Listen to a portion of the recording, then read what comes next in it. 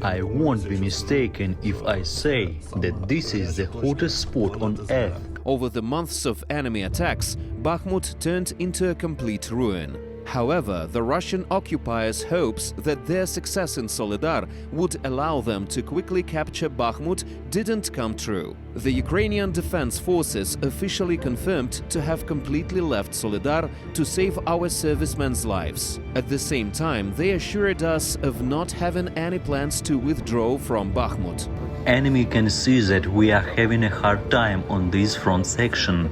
The enemy is constantly attacking both in small and big groups. One day their artillery works, and the next day their infantry assaults. It's difficult time now, but our boys keep standing their ground. They heavily shoot, firing lots and lots of their shells, and if they hit something, they start firing even more. They have much less drones, and that's why they aim at all coordinates. That means if they had some targets, they monotonously fire on the same old places.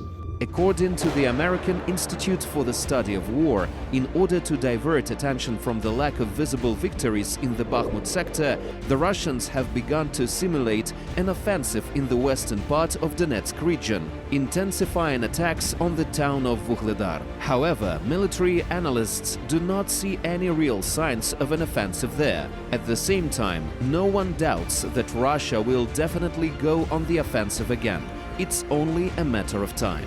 We have no indication that President Putin has changed his goals. He wants to control Ukraine and is planning new offensives.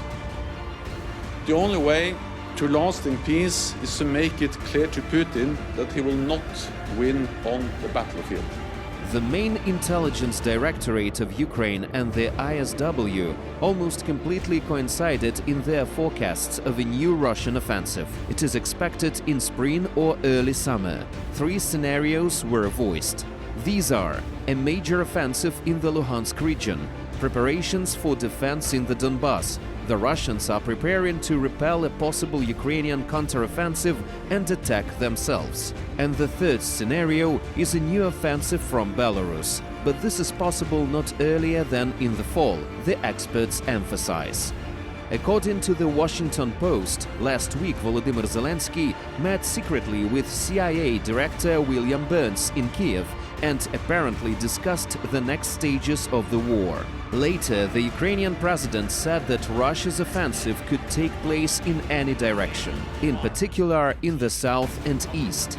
The new offensive was probably also discussed by the commander-in-chief of the Armed Forces of Ukraine, Valery Zaluzhny, and the chairman of the Joint Chiefs of Staff, General Mark Milley. On January the 17th, they met in person for the first time in Poland. Earlier, in an interview with The Economist, Zaluzhny said he had no doubt that the Russians would attack Kiev again. He predicted that the war would escalate in late January or spring.